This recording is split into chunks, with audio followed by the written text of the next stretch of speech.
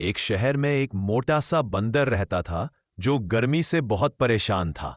वो बार बार पानी में कूदकर नहाता, लेकिन गर्मी कम ही नहीं होती।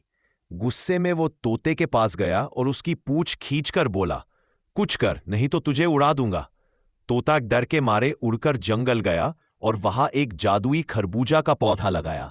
वो उस पर रोज पानी डालता रहा, जब तक कि एक विशाल ठंडा ठंडा खरबूजा नहीं उगाया। तोता खरबूजा तोड़कर बंदर के पूल में डाल देता है। बंदर मस्त ठंडे पानी में नहाने लगता है, लेकिन तोता कोने में बैठकर रो रहा था, क्योंकि किसी ने उसके काम की तारीफ नहीं की।